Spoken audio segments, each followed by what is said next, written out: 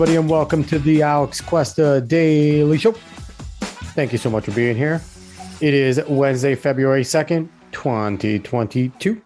I am very happy to be here on this lovely, lovely Wednesday evening to talk to all of you and read some more articles, talk about the stuff of the day, and let you know my opinion. Before we get going into that, please like, share, follow, subscribe, rate 5 stars, spread word of mouth. Wherever you are listening, however you're listening to this, you have the ability to do one of those things. Please go do it. Talk to your friends. Tell them about the show. Tell them what I do here if you like it. Even if you hate it, tell them what I do here. Haters, keep coming. We love you. You know, haters actually follow more than the fans do. That's a fun fact. So if you hate me, keep following me. Keep saying I suck. Tell everyone I suck and to come listen to how shitty I am. Don't care how it happens. If you want to find social media, go search the Alex Cuesta Show, Cuesta, wherever you go on social media. We're everywhere. So you'll find us there. I want to start off today because I struggled in terms of finding an article that I wanted to do, not for a lack of articles, but because there were a bunch of pretty good ones. So I'm going to start with some of the runners up. The first runners up is a self article written on January 28th by Michaela McKenzie. These Don't Weigh Me cards are game changing for doctor's appointments is the title of it. If you want to go read it from Self Magazine. It's as stupid as it sounds. You can buy, they let you click on a space to go for $5, probably plus shipping, buy a little card that says on it, please don't weigh me unless it's, in parentheses, really medically necessary. If you really need my weight, please tell me why so that I can give you my informed consent. What the fuck is wrong with people? If a doctor has to weigh you, they don't give a shit how big you are. They don't care how big or how skinny you are. It's for medical stuff. If you're obese and you're a fat slob, that's what they're interested in because they need you to be healthy. Because unlike those who talk about fat studies, being obese is not a good thing. It's not okay. It's not it's not something where you just have to accept yourself. No, don't accept obesity. It's how you die quicker. So these cards, this is another one of the critical theories kind of poking its head. Fat studies is one of the critical theories. And one of the things they use, it's triggering to step onto a scale. Come on now, body hate, disorder eating, all this stuff with the disorders that they talk about and how it makes it difficult for people of all shapes and sizes to step on the scale. Well, here's a problem. If you have an issue with what you're going to see on that scale, that's a you problem. You might want to fix it. If you have an eating disorder and you're too fucking skinny, then maybe you should get some help for that eating disorder and figure out how to fix yourself. I know it's hard. I know this shit's hard. It's not easy. Life's not easy though. So these are types of things you got to do. If you step on that scale and you think that number might be too big and you might be embarrassed by that number being too big because you don't want to expose it, then there you go. Lose some fucking weight. It's not a hard thing here. This type of shit is just to not be held accountable and to not get help when you really need it. These people actually don't care about you pushing this type of stuff. They don't care about your emotional well-being. They don't care about that type of stuff. They just want to keep you victimized and make you a fucking number and a sheep that will bat their chest and join this group. If they really cared, they would tell you body positivity is fine. Loving yourself is fine. But if you are medically in danger because you are that overweight, please exercise and eat right and get help. So that's where I am on that. Again, the article is these Don't Weigh Me cards are game changing for doctor's appointments, written by Michaela McKenzie from Self Magazine. You can Google search it or just, type in that title, Google search, DuckDuckGo, whatever you use. The other one is a CNN article written by Caitlin Palance. Star witness in Ukraine impeachment saga sues Trump allies and alleges conspiracy to intimidate him. She's referring to Lieutenant Colonel Alexander Vindman, who perjured himself multiple times during the quote unquote impeachment. Wasn't a real impeachment. We're going to say that impeachment's bullshit. It was all partisan.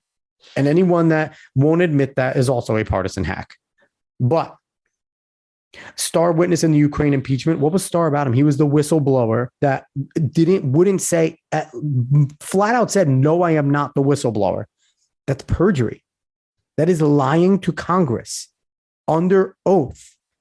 The guy's a liar. The guy did this for political reasons. No more. And when he says that, they allege that he only, on the Ukrainian call, he wanted them to search the Bidens because Joe Biden was his political adversary. No, he was continuing an ongoing mission in Ukraine where we were only giving them aid money if they continue to snuff out the corruption that has riddled their country. And one of those places happens to be Burisma. And that place happened to have Hunter Biden on the board, making a lot of money. And there were connections to Joe Biden via email and things like that. He wasn't said by name, but they said the big guy. Liberals hate to connect 2 and 2 when the 2 and 2 equals 4 and against them. And no 2 and 2 never equals 5. Shut the fuck up. But the way that they're framing this is like he is an innocent bystander who was just this brave whistleblower who came forward out of his need of country. No, this guy's a turncoat. Alexander Vindman's not a good guy. And he lied on Congress. He lied in Congress saying he wasn't the whistleblower. He blew something out of proportion and they used him because of his status, because he was military, in order to make it seem like this was a legitimate concern and legitimate impeachment, and to protect Joe and Hunter Biden because Joe Biden was their candidate. So you want to read this, go ahead and read it if you want to barf a little. If you're on the right, if you're on the left, you'll ingest every word because you're an absolute idiot and believe this type of stuff because you voted for Joe Biden more than likely. If you voted for Joe Biden, it's no hold barred. You're an idiot. So, and if you're repentant for your vote of Joe Biden, you're less, at the time you were a moron, you've just seen the light. So I have sympathy for you. You believe the media's nonsense against Trump and you thought Biden, a career politician of 40 years who hasn't really gotten anything done, was going to get something done. Fine. You're not a complete idiot. You were at the time. Maybe you've repented a little, but we'll see. So that's my runner-up article there. Now, my main article of this beautiful evening is from The Verge, written by Justine Calma. In controversial move, EU, European Union, says nuclear power and gas can be green investments, and some countries are fuming over the new rules. This was written today. This is big. This headline is big. You're going to read that there's more nuance to it, but just the headline itself is pretty big deal. We have heard, gas being one of the quote unquote evil fossil fuels that are destroying the climate. The left has been bashing and trying to get away from it. Nuclear power, which is easily the cleanest power, the most powerful and the most efficient on the planet by a large margin, because it doesn't fit in with their narrative and they can't make money off of the gigantic market because it's already established, they're knocking it. So let's read the article here. The European Commission inflamed tensions over what role nuclear energy and gas should play in the clean energy transition when it proposed new rules today on what can be labeled a green investment. After more than a year of heated debate, it decided to consider gas and nuclear sustainable under certain conditions. So let's talk there. There's no certain conditions. Gas and nuclear are sustainable. Full stop. Let's continue. Taking account of scientific advice and current technological progress, the Commission considers that there is a role for private investment in gas and nuclear activities in the transition, the Commission said in its announcement.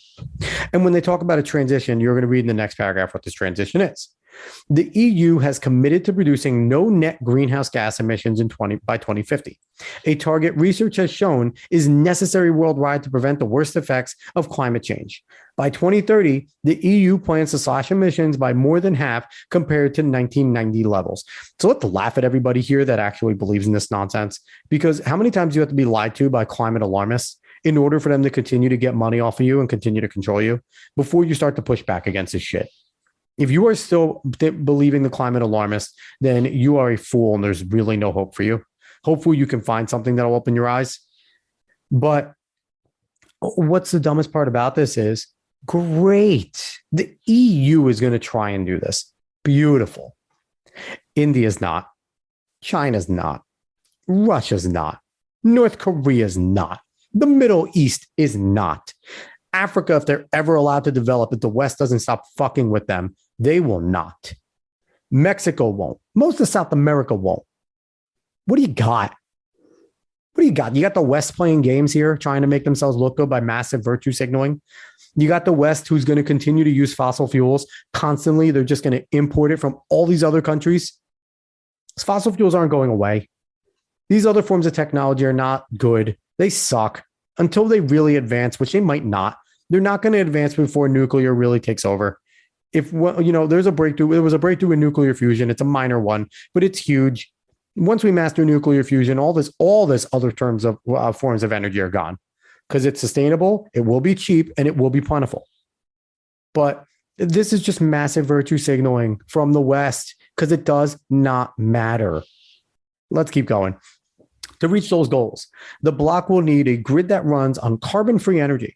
But how much of that mix will consist of renewables like wind and solar versus more controversial energy sources like nuclear energy and gas is still up for debate. Nuclear energy comes with concerns about accidents and what to do with radioactive waste. The gas industry, meanwhile, has sold itself as a cleaner burning alternative to other fossil fuels, but recently research has shown that it's more polluting than previously thought because of the methane leaks. Methane, which makes up a majority of natural gas, is a greenhouse gas more than 25 times more potent as carbon dioxide. Yeah, they've been on this methane train since the Green New Deal has really been introduced, and this was before that. This is one of the reasons why they say we need to get away from beef because methane is so dangerous. They don't know. That's the biggest thing here. All these climate people have no fucking idea what they're talking about. They run these models based off of a perfect scenario where humans do nothing but exactly the same thing that we're doing today, that we just stand still, stand on our feet, and never advance. It's moronic models that morons believe. And they try to knock nuclear, the only thing, accidents and what to do with radioactive waste. There's been been two major catastrophes, Chernobyl, which is now getting to be livable again. There's greenery growing there. Don't know if you can eat shit there, but there are things growing finally. And what is it, 5 Mile Island or something like that? There have been very few issues. And statistically, there are very little issues with nuclear. And it is the cleanest and most sustainable already nuclear fission technology by a large amount. But like I said, it's an already established thing. The grifters can't make money off this like they can off the green technology. Let's keep going. Quote, we need to use all the tools at our disposal. Myreed McGinnis, Commissioner for Financial Services, Financial Stability, and Capital Markets Union, said in a press statement, today, we are setting out strict conditions to help mobilize, finance, and support this transition away from more harmful energy sources like coal, she said. Now, again, stupidity of this person and stupidity of you for believing her. Maybe she's not the idiot because she knows we're moving away from more harmful energy sources like coal. The fuck you are. You're just going to import it. China said, we're gonna scale back. We're playing the game. They're going to build 13 new coal mines because they see how stupid America is shutting theirs down. They see how stupid Europe and the EU and other Western areas are shutting down their coal plants. So what do? Let's rack it up. Because these idiots know that coal is the cheapest and most efficient, that their stupid windmills and their stupid solar panels are not going to be able to do it. And if they get away from nuclear, like a lot of these idiot nations are, coal is going to be the answer for electricity. So they're not getting away from harmful sources. They're just going to let other places who don't refine it as well as we do sell us shittier coal that we're going to have to buy more of because it runs like shit. Let's keep going. Under the commission's new rules, certain nuclear and gas projects can be labeled sustainable transitional activities. That means they're supposed to help phase out dirty energy sources. The provisions outlined by the commission include a 2030 deadline to get construction permits for new gas projects that limit their emissions and replace coal. New nuclear plants eligible to qualify as a sustainable investment would need to secure their construction permits by 2045. Oh, hey, cool. Let's put new regulations and make some more money off these places because they're going to have to fill out these permits and guarantee pay for permit bills. So let's, money. That's all this is. Pay us euros. Pay us euros to keep working. You guys want to continue to have your livelihoods? Pay us. You coal miners, fuck you. That's what it is. Keep on going here.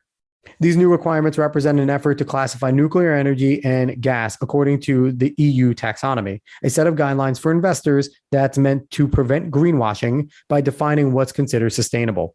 Those in favor of considering nuclear and gas sustainable under the right conditions say the technologies are needed to provide a consistent source of power when there isn't abundant sunshine or wind. In the future, advanced batteries could solve that limitation with solar and wind energy. But in the meantime, there are already existing nuclear and gas power plants that can step in to keep the grid reliable, proponents say. So what they admitted there is their choice is unreliable. Currently, right now, as they want to transition all this stuff out, sunshine and wind are not reliable. Solar and wind are not reliable. And then they want to turn to batteries, which don't break down. And they're extremely harmful when they go in landfills, when they throw them away. You shouldn't dispose of your normal AA and AAA batteries in the garbage because they fuck up landfills and the environment so bad. But now they want to talk about potential advanced batteries. They don't even have these yet. They could solve the limitation. We don't have them. Our best is still running on lithium ion, which loses power quickly, relatively quick. Tesla has, they're working on stuff. And other places are working on stuff, but nothing has been foolproof. And again, how do you dispose of this stuff when it dies? This is all lip service. Let's keep going. Nuclear and gas industries have also been promising technological advances to quell environmental and safety concerns. Small modular nuclear reactors under development, for instance, might require less fuel than older, less advanced reactors. Fossil fuel companies have also sold carbon capture technologies as a way to draw down plant heating pollution coming from the power plants. But the high cost of deploying these technologies have raised concerns about their feasibility and how they might affect customer utility bills. Energy prices are already volatile in Europe as countries phase out coal and grapple with tight gas supply that Russia could squeeze further as a political bargaining tool. They can thank the United States for that one. We allowed Russia to step right in when we decided to stop being the biggest energy producer on the planet. Thanks, Biden. Thanks for your awesome energy policies. You fucked Europe over and made Russia get a stranglehold on them. And then, there's some good that comes out of this. We're advancing in nuclear. Awesome. If you can make nuclear more advanced and better, great. They're making advancements in how, efficient we do with gas and different things we do with gas power. Great. Those are positives. Forcing them to advance. That's not a bad thing. That's not a bad thing that comes out of it. But put the blame where the blame's due on the Russia thing. Europe is being squeezed by Russia because the United States got weak. And we let psycho-environmentalists take over. They have a little mini headline here: France against Germany and Austria. The controversy swirling around nuclear energy, in particular, pits France against Germany and Austria. France already sources more than 70% of its electricity from nuclear plants, making it more reliant on nuclear energy than any other country in the world, and it plans to build even more nuclear reactors to hit its climate targets. Germany, on the other hand, plans to shut down all of its nuclear plants by the end of the year. Austria, which has also opposed the expansion of nuclear energy, threatened to take legal action against the new rules. I don't know anything about Austria, but they're stupid. Going against nuclear is a moronic take.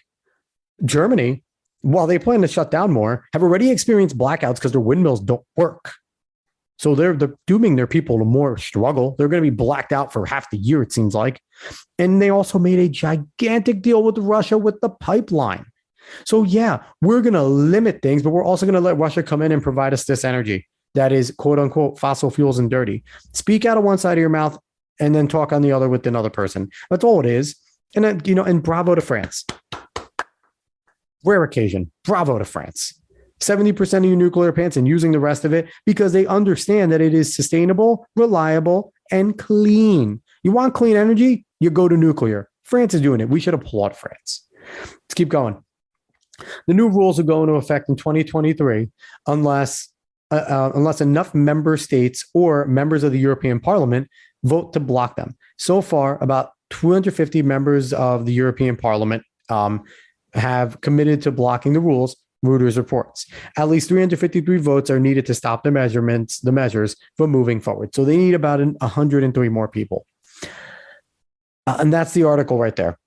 So what are we learning here? What does this whole thing say here? They know. Solar and wind are not reliable. Solar and wind are not any good. The current itinerations of solar and wind are bad. They cannot power a country. They're not capable. They're not reliable. You will always need fossil fuels. If you just go to nuclear, you'll be fine. Look at France. France is doing, I guarantee they're doing great. And I guarantee their energy bills are fantastic. But everywhere else, you need fossil fuels. And as I will rail constantly, fossil fuels are renewable energy. They are dead plants. They are, I repeat, they are dead plants. Fossil fuels are reliable sources of energy. So again, these people are all liars. These climate people, if they believe it, they're stupid. And if they knowingly are doing what they're doing, they're liars. Because every time they try to make this stuff blow up and get bigger and bigger, it blows up in their face. And what do? They have to go back and they have to double down and get more fossil fuels. Fossil fuels always come to save the day. Cheap, plentiful, efficient. That's what they are. And like I said, as idiots in these countries, in these Western countries, Europe, America, Canada, as we start to dumb down, get rid of our nuclear, get rid of our coal, get rid of our fossil fuels, every other country on the planet that does not care about the environment in any way, and are the real ones. If you really believe in climate change, the European nations in America aren't the ones doing it. We've been climate conscious for a long time. We've had the yahoos running around in the EPA and things like that, making policy, making difficult regulations for companies to get through and shit like that. It is the other countries that don't care. It's Russia, it's China, it's India, it's these major juggernauts of industry that don't do anything clean. It's Japan. They're one of the leaders in microchips.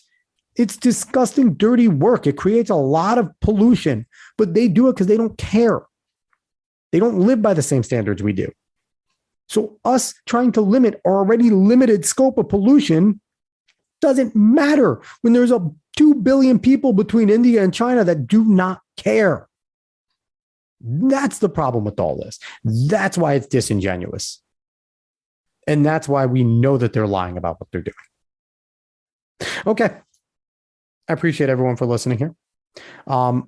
I hope, if you are an environmentalist and you want to come and refute me and knock me and rail against me, come at me. Let's go. Let's do this. Let's do this. Because you might have your loose scientific sources, because no, it is not science. What you're saying is not the science. There is no such thing as the science. There's very few the sciences, scientific laws, very few of them. You are running off of a very good hypothesis. I wouldn't even call your shit a theory because it's been disproven so many times. It is a hypothesis that you guys are making policy off of. So let's go. Come on the show. We'll debate. I'll debate you happily. Come on the Alex Wester show. We'll do it. But again, I appreciate everybody for listening. If you agree, cool. If you disagree, also cool.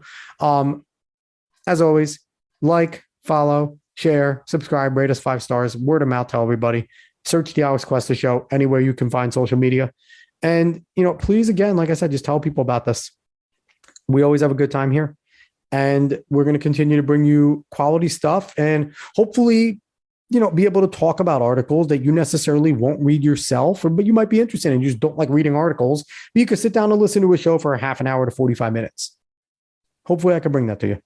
So again, everybody, I appreciate it. I will see you guys all tomorrow. Have a good one.